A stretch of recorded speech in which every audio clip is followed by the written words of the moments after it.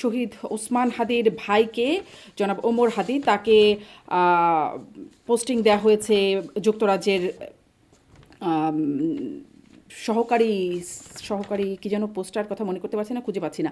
যাই হোক, তাকে দ্বিতীয় সচিব পদে নিয়োগ দেওয়া হয়েছে।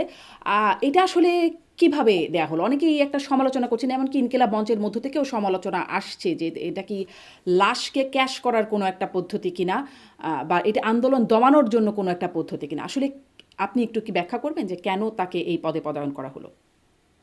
প্রথম কথা যে আমি এই পুরো এই কালকে যেই নিউজটা হলো এটা আমি ব্রাহ্মণবাড়িয়া ছিলাম, ফিরলাম।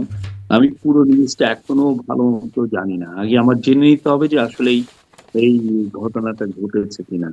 হ্যাঁ, যে ওনাকে সেই অ্যাপয়েন্টমেন্ট দেওয়া হয়েছে কিনা। অনেক ক্ষেত্রে যেটা হয় যে ফেসবুকে যেগুলো চলে সেগুলোর উপরে অনেকে রিপোর্ট করেন, কিন্তু পরবর্তীতে দেখা যায় যে এটা একটা ফেক ডকুমেন্ট ছিল। এটা হতে পারে। বাট আমার যেটা জানা, যদি এটা হয়ে থাকে তো হোয়াই নট, গভর্নমেন্ট তো এটা করতেই পারে। আর ওনার লাইফে থ্রেট ছিল, ওনার লাইফে বড় রকমের থ্রেট ছিল। উনি ওনাকে সিকিউরিটি ইনশিওর করাটা আমাদের একটা দায়িত্বের মধ্যে ছিল।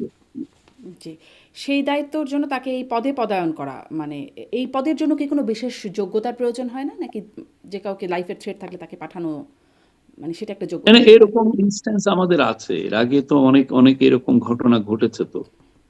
জি, ইনস্ট্যান্স তো আসলে অনেকই আছে। ইনস্ট্যান্সটা ভালো না খারাপ সেটিই না এখন প্রশ্ন, যে না না, অবশ্যই তাকে একটা লোকের যেখানে উপর দেওয়া হচ্ছে তাকে কি যোগ্যতার একটা বলে দেওয়া মানুষের হচ্ছে? যে উপরে যদি লাইফের থ্রেট থাকে, তাকে তাকে সিকিউর করা, তার বাংলাদেশ না ওই বাইরে হোক, যেইভাবেই হোক, তাকে সিকিউর করা গভর্নমেন্টের একটা দায়িত্ব থাকে। আর তাদের ফ্যামিলিতে এমন একটা ভয়াবহ ঘটনা ঘটেছে, একজন শরীফ ওসমানের একটা 31-32 বছরের ছেলেকে মেরে ফেলা হয়েছে নির্মম ভাবে। তো ফলে পুরো ফ্যামিলি একটা ট্রমার মধ্যে দিয়ে যাচ্ছে। তো সেই ক্ষেত্রে তাকে যদি এটার মাধ্যমে, তার এই পোস্টিং এর মাধ্যমে ওনার এক ধরনের বলবো যে ট্রমাটিক একটা ট্রমার থেকে উনি একটু মুক্ত হবেন।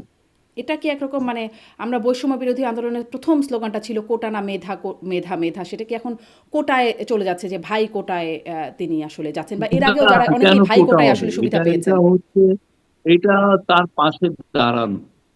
আমরা কি বৈষম্য বিরোধীতে যারা আন্দোলন করেছেন, যাদের ফ্যামিলি, যারা শহীদ হয়েছেন, তাদেরকে আমরা কি দিচ্ছি না?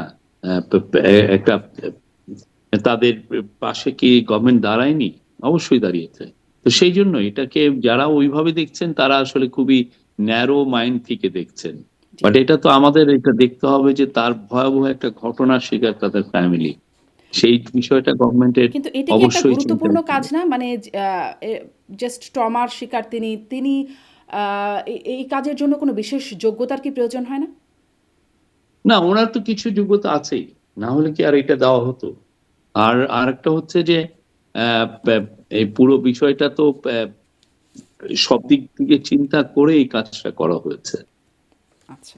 কোনো বৈষম্য বিরোধী কোনো কাজ করা হয়নি। আর এটা মনে রাখতে হবে যে উনি খুবই খুবই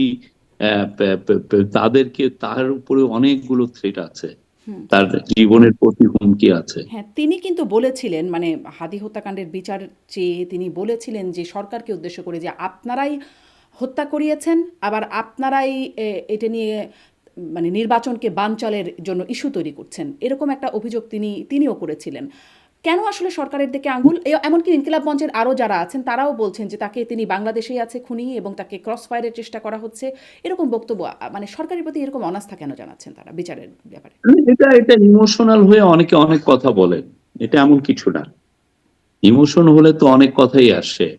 হ্যাঁ, আর যেহেতু সরকার এই পুরো বিষয়টাকে, সরকারকেই তখন অনেকে সামনে পায়, সেই জন্য সরকারকে দেখে অনেকে অনেক কথা বলেন। বাট আমরা আমাদের অবস্থান স্পষ্ট করেছি। শরীফ ওসমান হাদির কারা হত্যাকাণ্ডে জড়িত ছিলেন, তাদের অবস্থান এখন কোথায়, তাদের 17 জনের এগেনস্টে চার্জশিট হয়েছে, পুরো জিনিসটা। এবং এই পুরো জিনিসটা একদম ট্রান্সপারেন্টলি বলা হয়েছে। পুলিশ তাদের মতো করে প্রেস কনফারেন্স করেছে, আমাদের home minister press conference, home adviser press conference করেছেন। তো এখানে তো আসলে কোনো ধরনের কোনো লুকানোর তো কোনো কিছু নাই। তারাও এখন আমরা জানি যে তারা কনভিন্স। তাহলে এখনো তো আন্দোলনের কথা বলছেন, এমনকি বলছেন যমুনা ঘেরাওয়ের মতো কর্মসূচি হতে পারে, সংসদ ভবন ঘেরাও করা হতে পারে, এমন কথাও তো তারা বলছেন।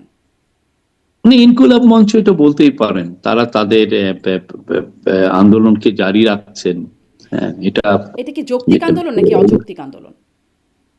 আমি যৌক্তিক অযৌক্তিক বলবো না, এটা তারা ভাবছেন যে এটা তাদের জারি রাখতে হবে, সেই জন্য তারা এটা করছেন। জি, মানে সরকার কি কোনো আম, এখানে কোনো চাপের কোনো অজুহাত সরকারও নিতে চায় কিনা? যেমন ধরেন, যখন আওয়ামী লীগকে নিষিদ্ধ করার ঘোষণাটা আসলো, তখন আগে আমরা শুনেছিলাম ডক্টর মোহাম্মদ ইউনূস, মাননীয় প্রধান উপদেষ্টা, তিনি আন্তর্জাতিক গণমাধ্যমকে জানিয়েছিলেন যে আওয়ামী লীগকে নিষিদ্ধ করার কোনো পরিকল্পনা এই সরকারের নাই। কিন্তু দেখলাম হাসনাত আবদুল্লাহ কয়েকজনকে নিয়ে তিনি চাপ প্রয়োগ করলেন, যমুনা ঘেরাওয়ের কথা বললেন, এবং বেশ মানে চাপে পড়ে সরকার তখন আওয়ামী লীগকে নিষিদ্ধ করার ঘোষণা করলো। এরকম কোনো চাপ আসলে তৈরি করছে কিনা ইনকিলাব মঞ্চ, বা সামনে করতে না, পারে কিনা? না, গভর্নমেন্ট চাপের কোনো বিষয় নেই। গভর্নমেন্ট পুরোপুরি নির্বাচন আয়োজনে ব্যস্ত, নির্বাচন সামনে এসছে, হুম, সেটা নিয়ে গভর্নমেন্ট তার সমস্ত কাজ করছে। আচ্ছা। নির্বাচনের প্রসঙ্গ যখন একটু বলছেন, তখন একটু আসি। আর হাল ওসমান বিন হাদির বিষয়ে যা যা ইনভেস্টিগেশন সেগুলো কন্টিনিউ আছে।